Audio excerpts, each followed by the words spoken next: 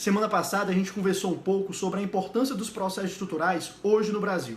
E focamos especificamente na importância desses processos para promover a igualdade no acesso à justiça, que nem sempre é possível de ser alcançada quando a gente lida com um problema que é coletivo e estrutural, mas a gente trata esse problema coletivo na base das várias ações individuais, podendo inclusive criar injustiças maiores do que aquelas injustiças iniciais. Mas no final do vídeo eu questionei, sim, apesar de toda essa boa intenção envolvida no processo estrutural, quais são as dificuldades e as críticas que podem ser feitas a esses processos? Existem várias, mas 4 principais vão ser elencadas nesse vídeo, porque no meu entendimento, a partir dessas 4 é que todas as demais derivam. Em primeiro lugar, a clássica crítica ou objeção da separação de poderes, que é feita não só em relação aos processos estruturais, mas em relação a todo o controle judicial de políticas públicas. Nessa crítica, a separação de poderes seria violada porque o judiciário, ao intervir em matérias ou atribuições que são próprias do executivo e do legislativo, ele estaria usurpando as competências desses poderes e exercendo uma tarefa que não é sua. Como vários autores mencionam, a tarefa, a competência, a atribuição do judiciário é aplicar a lei, é interpretar a lei e não criar políticas públicas. Então, quando ele faz isso, quando ele intervém em políticas públicas, ele viola a separação de poderes. Mas, além de violar a separação de poderes, existe um segundo ponto. Ao fazer isso, ele está atuando de forma ilegítima, democraticamente ilegítima.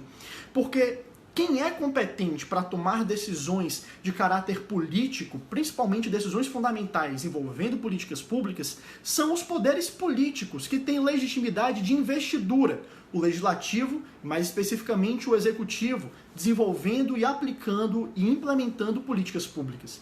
Então, quando o judiciário vai além da sua competência tradicional e intervém na competência desses outros poderes, ele não está pegando para si uma competência que ele não tem. Ele também não tem a legitimidade democrática para fazer esse tipo de intervenção. Em terceiro lugar, ainda que ele tivesse a possibilidade de intervir nessas atribuições, ele não tem a capacidade, a competência técnica para isso.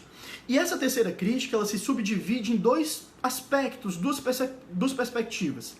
Em primeiro lugar, ele não tem a capacidade técnica para isso, porque ele não tem o suporte necessário para desenvolver em detalhes políticas públicas. Quem tem esse conhecimento técnico, esse know-how, é o executivo, é a administração pública, que tem todo um aparato técnico para estudar políticas públicas, pensar nas suas medidas e fazer a implementação. E além de não ter a competência técnica para desenvolver a política pública, o judiciário não tem competência e não tem estrutura para acompanhar a implementação de política pública. Veja só, os juízes, como vocês sabem, já tem vários processos para cuidar, já estão super atarefados, super lotados de processos.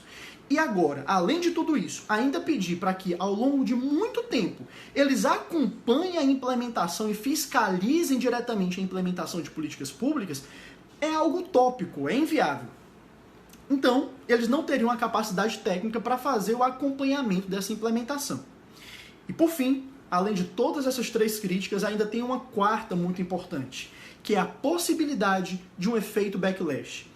Quando eu falo de efeito backlash, eu falo aqui de uma forma genérica, ou seja, uma resposta, seja da sociedade civil organizada, de grupos sociais específicos, ou seja, também de instituições do próprio poder público que reagem a uma decisão judicial tentando diminuir a sua eficácia, modificá-la ou anulá-la.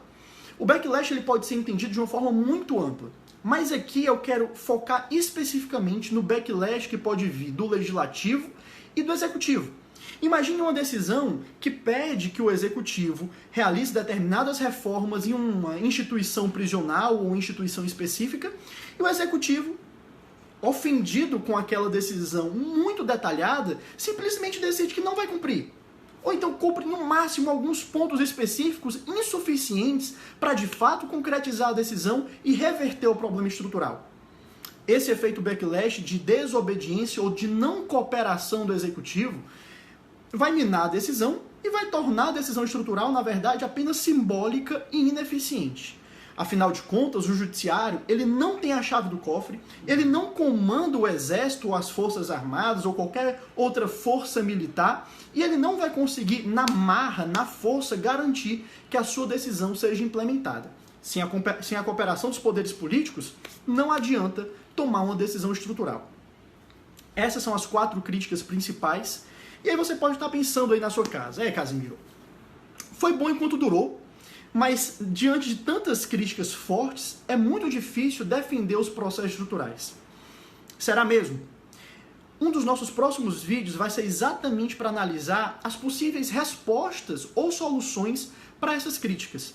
Mas antes de fazer esse vídeo, na próxima semana, eu vou fazer um vídeo sobre um ponto muito polêmico, mas muito atual. Eu não ia fazer esse vídeo antes, mas esse vídeo é importante para tratar desse tema que é o pano de fundo para todas essas críticas. O ativismo judicial. Afinal de contas, o que é o ativismo judicial e em que medida ele é maléfico para a ordem jurídica brasileira e como é que a gente pode acabar com ele? Na verdade, a gente deve acabar com o ativismo judicial? É exatamente sobre isso que a gente vai falar na próxima semana, antes de tratar das possíveis respostas a essas críticas dos processos estruturais. Espero que o vídeo tenha ajudado, tenha esclarecido, e eu aguardo vocês na próxima semana. Até mais!